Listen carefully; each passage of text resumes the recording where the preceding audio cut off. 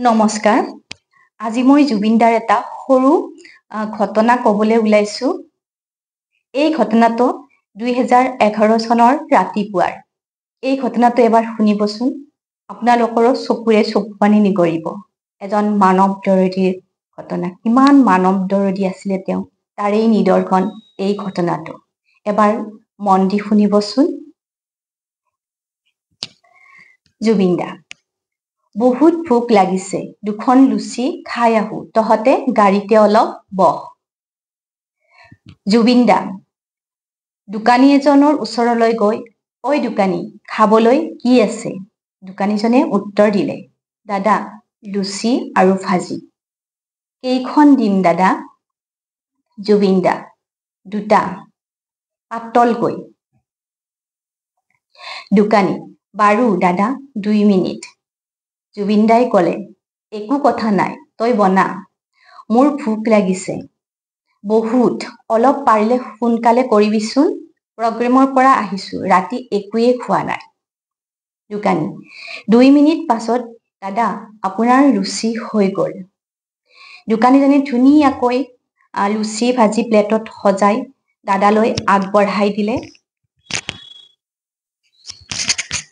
জুবিনদাই দে বুলি কৈ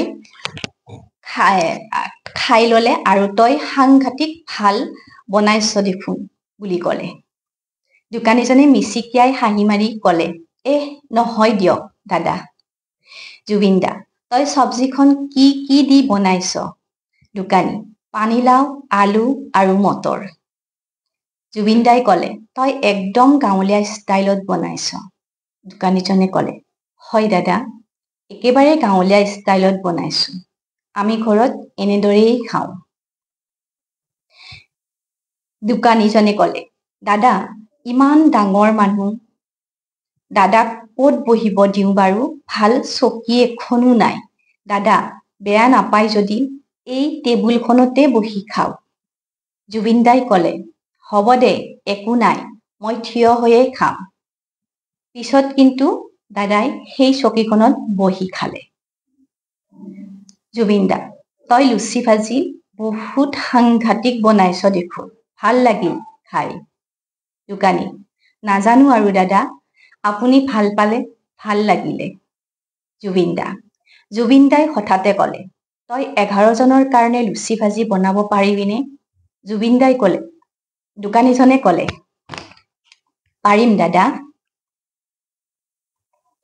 জুবিনদাই লগৰ কেইজনক মাতিলে, ঐ তহঁতেও আহ লুচি খাবলৈ। লগৰ কেইজনে দোকানৰ ওচৰলৈ আহি ক'লে, দাদা কি হ'ল? জুবিনদা: তহঁতৰো ভোক লাগিছে, গতিকে ইয়াতে খাই ল। লগৰ কেইজনে আপোচ কৰি ক'লে, দাদা আমি ইয়াত নাখাওঁ, তহঁতে খাচোন, ভাল পাবি। লগৰ কেইজনে আপোচ কৰি খালে। খোৱাৰ পাছত জুবিনদাই দোকানীজনক সুধিলে, ঐ দোকানী, আমাৰ কিমান টকা হ'ল অ? দোকানীজনে ক'লে, দাদা প্লেটত 10 টকাকৈ। জুবিনদাই পকেটত হাত ভৰাই যিমানখিনি টকা আছিল সিমানখিনি টকা দি ক'লে, ঐ দোকানী, এয়া ল। দোকানীজনে পইচাখিনি চাই ক'লে, দাদা মোৰ 120 টকাহে হৈছে, আপুনি মোক 3000 টকা দিলে যে, ল, একো নহয়, তই ৰাখচোন, কিবা বিপদ হ'লে কবি, মই আছো, ইয়াতেই আহি থাকো। দোকানী: বাৰু দাদা। জুবিনদাই লুচি ভাজি খাই টকাখিনি দি গুচি গ'ল। জুবিনদাই 6 দিনমান পাছত আকৌ ক'লে, ঐ দোকানী, খাবলৈ কি আছে? মানে 6 দিনমান পিছত আকৌ সেইখন দোকানলৈ আহি দোকানীজনক সুধিছিলে, ঐ দোকানী, খাবলৈ কি আছে? আগৰ নিচিনাকৈয়ে দোকানীজনে উত্তৰ দিলে, লুচি ভাজি দাদা। জুবিনদা: 2খন লুচি দে, বেছি নহয়। দোকানী: বাৰু দাদা বুলি কৈ উত্তৰ দিলে। জুবিনদাই লুচি খাই দোকানীজনক 500 টকা এটা দিলে। দোকানী: দাদা 10 টকাহে হৈছে, আপুনি মোক 500 টকা দিলে যে, তই ৰাখি থ, আৰু লাগিলে কবি।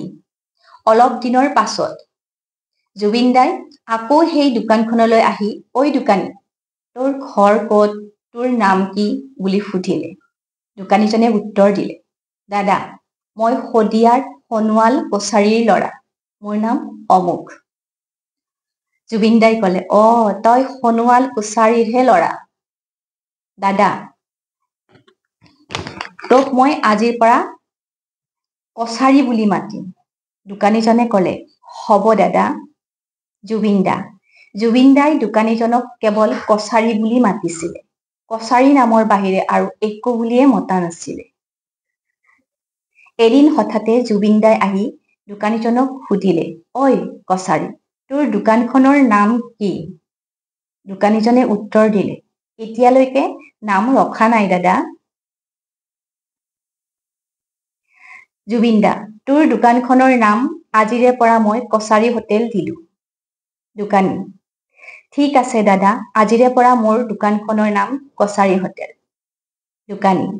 দোকানীজনে কছাৰী হোটেল বুলি নামটো ৰাখিলে আৰু এতিয়ালৈ সেইখন কছাৰী হোটেল হৈয়ে আছে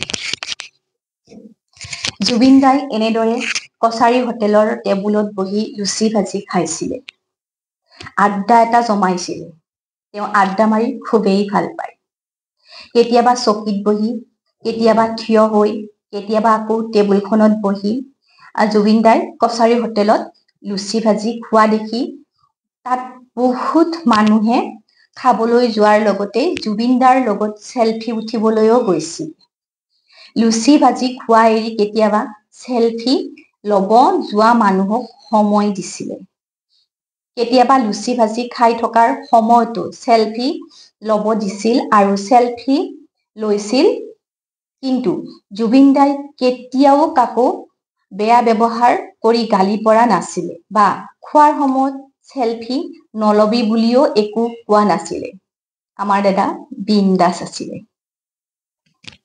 এনেকৈয়ে কিছুমান দিন কছাৰী হোটেলত খাবলৈ গৈছিল আৰু গৈ কছাৰীজনৰ পৰা ফোন নম্বৰটো লৈছিলে জুবিন দাই এদিন হঠাতে দোকানীজনক মানে কছাৰীজনক কল কৰি ক'লে যে আমি 11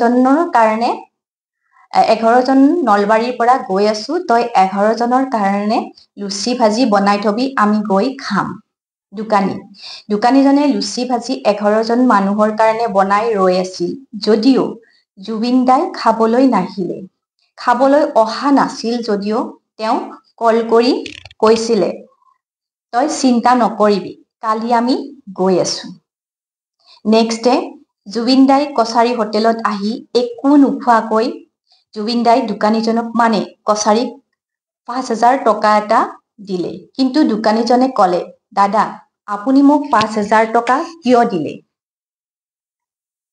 জুবিন দাই কৈছিল তই 11 জন মানুহৰ বাবে যিখিনি কষ্ট কৰি লুচি ভাজি বনাই ৰাখিছিলি তাৰ বাবে মই তোক দিলো দোকানীজনে ক'লে দাদা মই সেই 11 জন মানুহৰ কাৰণে বনোৱা লুচি ভাজিখিনি বিকি দিলো জুবিন দাই ক'লে একো নহয় কোনো কথা নাই তই ৰাখি থ এই বুলি কৈ জুবিন দাই কছাৰীক ক'লে কছাৰী মই আজি লুচি বনাম তই চাই থাক দোকানীজনে ক'লে মানে কছাৰীয়ে ক'লে জুবিন দাদা আপুনি বনাব নোৱাৰিব নেকি জুবিন দাই ক'লে কছাৰী তই চাই গৈ থাক মই আজি লুচি বনাম জুবিন দাই আটা মাৰি লুচি বেলিলে লুচিটো বেলোতে বেকা বেকি হৈ গ'ল আৰু হাঁহি হাঁহি জুবিন দাই ক'লে কছাৰী লুচিটো দেখোন কিবা বেকা বেকি হৈ গ'ল আৰু হাঁহি হাঁহি জুবিন দাই ক'লে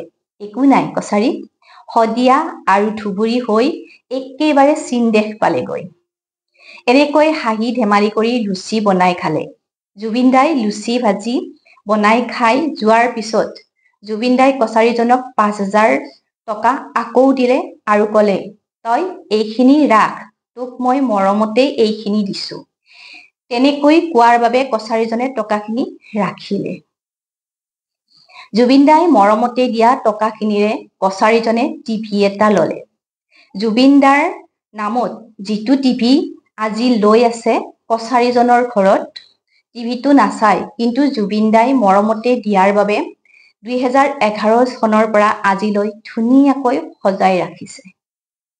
এয়াই হৈছে জুবিনদাৰ মৰম মানুহৰ বাবে। জুবিনদাৰ এই মৰমৰ কাৰণে হয়তো আজি কোনো স্বাৰ্থ নোহোৱাকৈ অসমৰ মানুহে কান্দিছে।